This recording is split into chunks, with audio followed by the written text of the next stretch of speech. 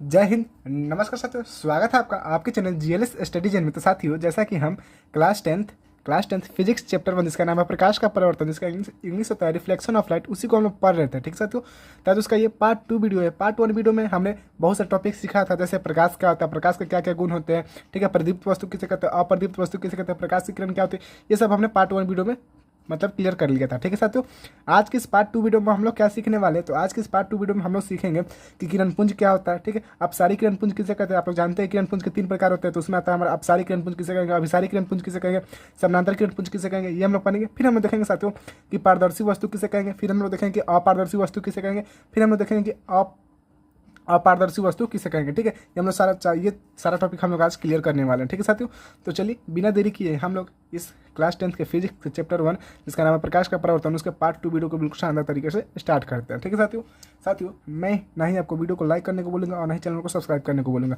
अगर आपको ये सारा टॉपिक समझ में आएगा तो ही वीडियो को लाइक कीजिएगा, तो ही चैनल को सब्सक्राइब कीजिएगा, वरना कमेंट में कर जाकर चल जाएगा, कोई दिक्कत नहीं है। ठीक है, तो चलिए बिना देरी की हम स्टार्ट करते हैं। ठीक है साथियों, चलिए।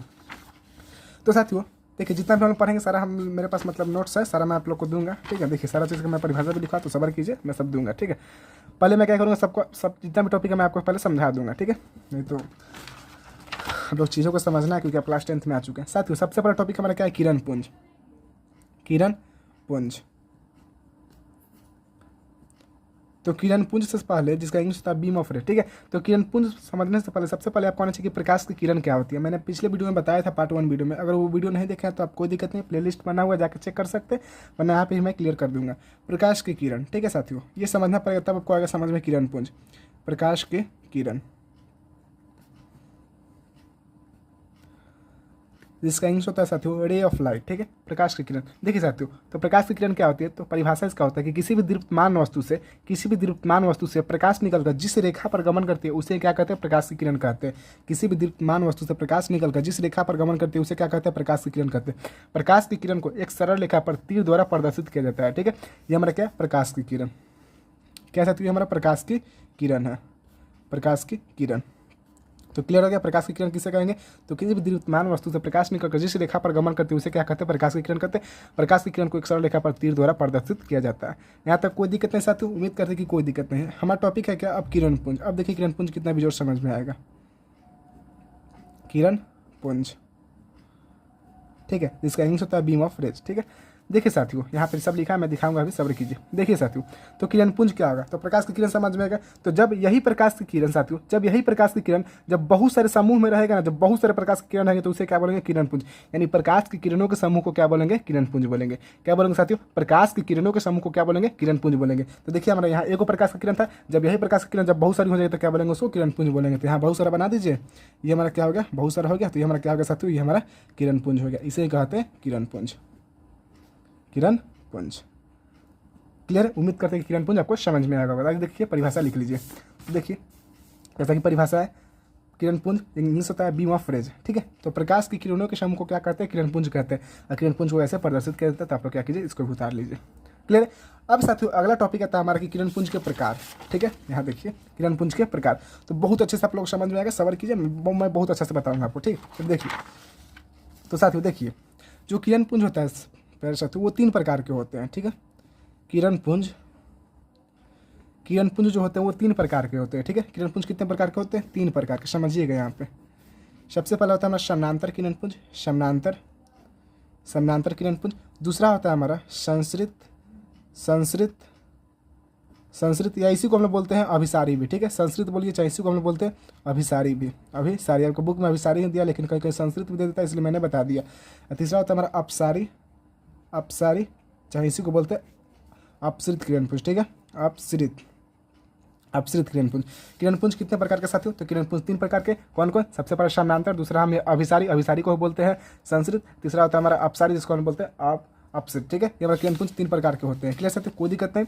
किरण पुंज कितने प्रकार के, 3 प्रकार के, याद रहेगा। किरण पुंज किसे कहेंगे, तो किरणों के समूह को क्या कहेंगे, किरण पुंज बोलेंगे। किरण पुंज 3 प्रकार के। अब क्वेश्चन उठता है कि सर समानांतर किरण पुंज किसे कहेंगे, संस्कृत किरण पुंज किसे कहेंगे, और अपसृत किरण पुंज किसे कहेंगे। तो आइए बारी बारी से हम देखते हैं। तो साथियों देखिए, दिख रहा है साथियों, क्लियर। चलिए देखिए, तो टॉपिक है हमारा कि किरण पुंज के प्रकार। तो किरण पुंज मुख्यतः 3 प्रकार के होते हैं। कितने प्रकार के होते हैं साथियों? तो किरण पुंज मुख्यतः 3 प्रकार के होते हैं। सबसे पहला होता है हमारा समानांतर किरण पुंज, जिसका इंग्लिश होता है पैरेलल बीम ऑफ रेज, ठीक है, पैरेलल बीम ऑफ रेज। हमारा दूसरा होता है संश्रित या अभिसारी किरण पुंज, जिसको हम इंग्लिश में क्या बोलते हैं? Converging beam of rays, converging beam of rays, ठीक है, याद रखिएगा। संश्रित और अभिसारी, संश्रित और अभिसारी एक ही होता है, ठीक है। तीसरा क्या होता है हमारा? अपसृत या अपसारी। देखिए याद रखिएगा, अप तो अपसृत, अप तो अपसृत, ठीक है। अपसृत बोलिए या उसी को बोलते हैं अपसारी किरण पुंज, ठीक है। इसका इंग्लिश क्या होता है? Diverging beam of rays. यहाँ तक कोई दिक्कत नहीं। अब देखिए समानांतर किरण पुंज किससे कहते हैं? तो देखिए साथियों, तो इसका परिभाषा पहले समझ लीजिए। तो इसका परिभाषा है कि जिस किरण पुंज की सभी किरणें एक दूसरे के समानांतर होती है उसे क्या कहते हैं? समानांतर किरण पुंज कहते हैं। तो सबसे पहले बता सकते हो समानांतर यानी क्या होता है? आप लोग जानते होंगे, यहाँ देखिए आप लोग सूर्य क्लास में ही पढ़े होंगे, नहीं पढ़े कोई दिक्कत नहीं, मैं यहाँ पे बता देता हूँ। समानांतर, ठीक है, समानांतर किसे बोलते हैं? जैसे मान के चलिए मैंने एक रेखा यहाँ खींच दिया, ठीक है, ये मैंने एक रेखा खींच दिया और जस्ट जैसा ये रेखा है उसी के जस्ट नीचे एक मैंने और रेखा खींचा और जो बीच के दोनों का जो डिस्टेंस है वो हमारा सेम है। तो बोलेंगे जो ए बी रेखा है वो बी सी का क्या है? वो जो ए बी रेखा है वो सी डी का क्या है? समानांतर है। यानी कि दोनों का बीच का डिस्टेंस क्या है? समान है। ऐसे ही जब हमारा जिस किरण पुंज की किरणें एक दूसरे के समानांतर होगी तो उसे क्या कहेंगे? समानांतर किरण पुंज कहेंगे। जिस किरण पुंज की किरणें एक दूसरे के समानांतर होंगे उसे क्या कहेंगे? समानांतर किरण पुंज कहेंगे, ठीक है। मैंने परिभाषा क्या है देखिए समानांतर किरण पुंज की, जिस किरण पुंज की सभी किरणें एक दूसरे के समानांतर होती है उसे क्या कहते हैं? समानांतर किरण पुंज कहते हैं। देखिए जितना भी हमारा किरण है सब क्या एक दूसरे के समानांतर है, तो इसे क्या बोलेंगे? समानांतर किरण पुंज बोलेंगे। क्या बोलेंगे साथियों? समानांतर किरण पुंज। तो उम्मीद करते हैं कि आपको समानांतर भी समझ में आ गया होगा, ठीक है। एकदम कह रहे हैं समानांतर है उसे क्या बोलेंगे? समानांतर किरण पुंज बोलेंगे। अगला आता है हमारा संश्रित या अभिसारी, ठीक है, संश्रित या अभिसारी। बच्चों को इसी में दिक्कत होता है, संश्रित या अभिसारी, लेकिन बहुत ही ईजी है, बहुत ईजी। देखिए मैं आपको समझाता हूँ अच्छे से, ठीक है। समानांतर समझ में गया, जिस किरण पुंज के सभी किरणें एक दूसरे के समानांतर तो उसे क्या कहेंगे? समानांतर कहेंगे। दूसरा क्या होता है हमारा? संश्रित या अभिसारी, संश्रित या अभिसारी, ठीक है। क्या बोलते हैं? संश्रित या अभिसारी, अभिसारी किरण पुंज, ठीक है, अभिसारी किरण पुंज। तो देखिए साथियों ये क्या है मतलब, देखिए समझिए, जिसका इंग्लिश होता है कन्वर्जिंग बीम ऑफ रेज। तो देखिए, तो जिस किरण पुंज की सभी किरणें एक बिंदु पर आके मिलती है ना उसे क्या कहते हैं? अभिसारी या संश्रित किरण पुंज कहते हैं। जिस किरण पुंज की सभी किरणें, जब हमारा ये बिंदु है, ठीक है, तो बहुत सारा किरण पुंज आ रहा है, इसी बिंदु पे आके हमारा मिल रहा है, जब इसी बिंदु पे आके मिलता है उसे क्या कहेंगे? अभिसारी किरण पुंज कहेंगे। नहीं हमारा बहुत सारा, देखिए यहाँ बहुत सारा प्रकाश की किरण क्या हो रहा है? हमारा आ रहा है यहाँ पे, इस पे आके हमारा क्या मिल रहा है? इस पे आके मिल रहा है, ठीक है, इस बिंदु पे मिल रहा है आके, तो इसे क्या बोलेंगे साथियों? हम लोग अभिसारी किरण पुंज बोलेंगे। क्लियर है? क्या बोलेंगे? जिस किरण पुंज की सभी किरणें एक बिंदु पर आके मिलती है तो क्या उसे बोलते हैं? अभिसारी किरण पुंज। देखिए ये तीर का चिन्ह दिखा रहा है कि हमारा प्रकाश किस दिशा में जा रहा है, प्रकाश जो कि किरण है जो वो किस दिशा में जा रहा है, तो क्या हमारा इस दिशा में जा रहा है, यानी एक बिंदु पर सब किरण आके मिले तो इसे क्या कहेंगे? संश्रित या अभिसारी किरण पुंज कहेंगे, ठीक है। आइए परिभाषा क्या लिखी देख लीजिए। तो साथ जैसा मैंने बताया वही परिभाषा है कि जिस किरण पुंज की सभी किरणें एक बिंदु पर आके मिलती है, जिस किरण पुंज की, जैसे ये देखिए ये मेरा फिगर थोड़ा सा गलती हो गया था, ठीक है, ये क्या हमारा सब किरणें क्या हो रहा है? एक बिंदु पे आके मिल रही है तो इसे संश्रित या अभिसारी किरण पुंज कहते हैं, इसे संश्रित या अभिसारी किरण पुंज कहते हैं। तो उम्मीद करते हैं कि आपको ये समझ में आ गया होगा। अगला है हमारा अपसृत, ठीक है, अपसृत। देखिए इसमें ये दोनों बच्चे कंफ्यूज होते हैं। समानांतर तो ईजी है कि जिस किरण पुंज की सभी किरणें एक दूसरे के समानांतर उसको समानांतर किरण पुंज कहेंगे, लेकिन बच्चे संश्रित, अभिसारी और अपसारी किरण पुंज में कंफ्यूज होता है, लेकिन मैं कंफ्यूज नहीं होने दूंगा, ठीक है। तीसरा क्या आता है हमारा? तीसरा हमारा आता है अपसृत या अपसारी किरण पुंज या अपसारी किरण पुंज। तो देखिए साथी इसमें क्या होता है, देखिए तो इसमें क्या रहता है कि जिस किरण पुंज की सभी किरणें एक बिंदु से जब किरण निकल के आगे की ओर फैलती है तो उसे क्या कहेंगे? अपसारी किरण पुंज। जैसे आपके घर में जब ये बॉल जलता होगा, जो बॉल जलता है तो ठीक है, तो उसमें क्या रहता है? हमारा प्रकाश निकल के क्या होता है, मतलब अलग अलग दिशा में, सब दिशा में एक बिंदु से निकल कर आगे की ओर फैल रही है, ठीक है। यानी आपका ये बॉल जब इसको जलाएगी तो क्या होगा? आगे की ओर फैलती है, तो वो हमारा किस प्रकार का किरण पुंज हो जाएगा? तो हमारा अपसारी किरण पुंज होगा, ठीक है। क्या होता है साथियों? जिस किरण पुंज की सभी किरणें एक बिंदु से निकलकर आगे की ओर फैलती है तो उसे क्या कहेंगे? अपसारी किरण पुंज कहेंगे।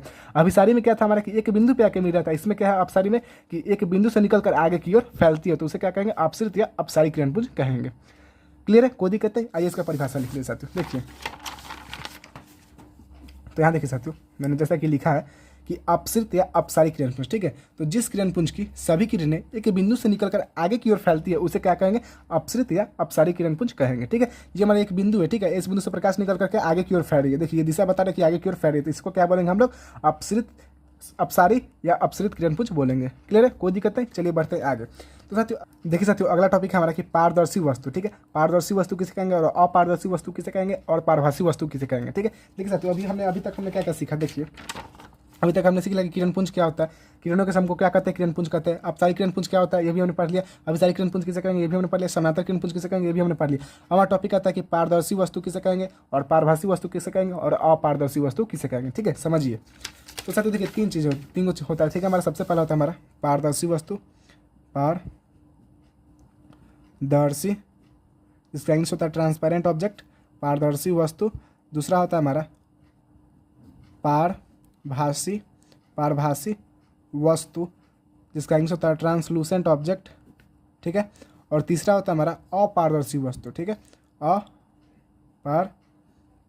अपारदर्शी वस्तु, जिसका इंग्लिश होता है ऑपेक्यू ऑब्जेक्ट। ठीक है, देखिए तीनों बहुत ईजी है। तो पारदर्शी वस्तु किसे कहेंगे, तो वह वस्तु जिनसे प्रकाश पूरा पार कर जाता हो, वह वस्तु जिनसे प्रकाश आसानी से पूरा पार कर जाता है, उसे क्या कहेंगे, पारदर्शी वस्तु। यानी कोई भी हमारा जैसे कोई भी वस्तु हो गया, ठीक है, कोई पदार्थ हो गया, अगर उससे हम लोग प्रकाश बांटते हैं तो आर पार कर जाए ना, उस वस्तु से आर पार कर जाते हैं, उसे क्या कहेंगे, पारदर्शी वस्तु कहेंगे। ठीक है, इन प्रकाश का पूरा जब भाग आर पार कर जाए तो उसे कहेंगे पारदर्शी वस्तु कहेंगे। ठीक है, जैसे हमारा कांच हो गया, जैसे कांच को सामने रखिएगा, जब प्रकाश बारिएगा तो क्या होगा, आर पार पूरा कर जाएगा। ठीक है, तो वो हमारा क्या होगा, पारदर्शी वस्तु हो गया। ऐसे ही पानी रख दीजिए सामने, अब पानी में प्रकाश मारे तो क्या हमारा आर पार हो जाता है, पानी भी हमारा क्या हो जाएगा, पारदर्शी वस्तु। ठीक है, तो उम्मीद करते हैं पारदर्शी वस्तु समझ में आएगा। मैं परिभाषा लिखूंगा। और पारभासी वस्तु किसे कहेंगे, तो वह वस्तु जिनसे प्रकाश का कुछ भाग पार कर पाता है लेकिन कुछ भाग नहीं पार कर पाता, उसे क्या कहेंगे, पारभासी वस्तु। जैसे हमारा कांच ही हो गया, तो कांच को हल्का सा घींच दीजिए, जब उसमें प्रकाश डालिएगा तो कुछ भाग पार करेगा, कुछ भाग नहीं करेगा, तो हमारा क्या होगा, पारभासी वस्तु हो गया। और तीसरा था हमारा अपारदर्शी वस्तु। अपारदर्शी वस्तु किसे कहेंगे, वैसा वस्तु जिनसे प्रकाश से कुछ भाग पार नहीं कर पाता, थोड़ा सा प्रकाश पार नहीं करेगा, उसे क्या कहेंगे, अपारदर्शी वस्तु कहेंगे। जैसे हमारे यहाँ पे मान के चलिए मैंने एक लकड़ी ले लिया। ठीक है, देखिए जैसे ये मेरा मोबाइल का कवर हो गया। ठीक है, अब यहाँ से हम प्रकाश डालेंगे तो इधर पार करेगा, नहीं करेगा, तो हमारा क्या होगा, अपारदर्शी वस्तु क्या हो गया, क्या हमारा ये अपारदर्शी हो गया। ठीक है, यहाँ तक उम्मीद करते हैं कि समझ में आ गया होगा। तो चलिए आप परिभाषा देख लीजिए साथियों। देखिए तो सबसे पहला हमारा की पारदर्शी वस्तु, तो वैसा वस्तु जिनसे होकर प्रकाश आसानी से पार कर जाता है, वैसा वस्तु जिनसे होकर प्रकाश आसानी से पार कर जाता है, उसे क्या कहेंगे, पारदर्शी वस्तु कहेंगे। एग्जाम्पल जैसे कि कांच हो गया, पानी हो गया, हवा हो गया, इस सबसे क्या हमारा प्रकाश मारिए इस पार कर जाएगा, कोई दिक्कत ही नहीं होगा। ठीक है, फिर हमारा है अपारदर्शी वस्तु, तो वैसा वस्तु जिनसे होकर प्रकाश पार नहीं कर पाता, उसे क्या कहेंगे, अपारदर्शी वस्तु कहेंगे। जैसे हमारा लकड़ी हो गया, लोहा हो गया, पत्थर हो गया इत्यादि, सब पे प्रकाश मारिएगा, मारते रहेगा, आर पार नहीं करेगा। ठीक है, चलिए अगला हमारा क्या है, अगला साथी हमारा कि पारभासी वस्तु। ठीक है, तो वैसा वस्तु जिनसे होकर प्रकाश का कुछ भाग पार कर पाता है, कुछ भाग नहीं कर पाता, तो उसे क्या कहेंगे, पारभासी वस्तु कहेंगे। कुछ भाग पार करेगा बट कुछ भाग पार नहीं करता, तो उसे हम लोग क्या कहेंगे, पारभासी वस्तु कहेंगे। एग्जाम्पल ध्यान रखिएगा, सब क्वेश्चन में पूछता है कि घिसा हुआ कांच हमारा कौन सा वस्तु है, पारदर्शी वस्तु की, अपारदर्शी वस्तु की, पारभासी वस्तु, तक घींच के मारिएगा क्या हमारा पारभासी वस्तु है। ठीक है, तो घिसा हुआ कांच हो गया, तेल लगा कागज, जैसे कागज में देखिए हम लोग ऐसे प्रकाश बने तो प्रकाश पार कर जाएगा, लेकिन जब इसी में तेल लगा दीजिएगा, तेल लग जाएगा तो क्या हमारा प्रकाश पार नहीं कर पाएगा आसानी से। ठीक है, हमारा तेल लगा कागज, बैलून का जो रबर होता है उसमें प्रकाश पार करता है, पूरा पार नहीं करेगा। ऐसे खून, जब खून में प्रकाश पार करता है तो उसमें पार नहीं करेगा। कुहासा भी हो गया, कुहासा में मेरा प्रकाश पूरा पार नहीं करता है। ठीक है, ये भी हमारा होता है। तब मैंने देखते हैं कि क्या रहता है, ऐसे दिन जैसे रात में रहता है, अंधेरा में बाइक से कहीं जा रहे हो तो जब लाइट लेगी तो पूरा दूर तक रोशनी जाएगा, लेकिन कुहासा में हमको दूर तक नहीं दिखता है। ठीक है, तो कुहासा में भी हमारा क्या होता है, वो हमारा पारभासी वस्तु है। ठीक है, और इत्यादि और भी इसमें हो जाएगा। ठीक है, तो उम्मीद करते हैं कि सारा टॉपिक आपको समझ में आएगा। साथ ये एक बार रिवाइज कर लेते हैं।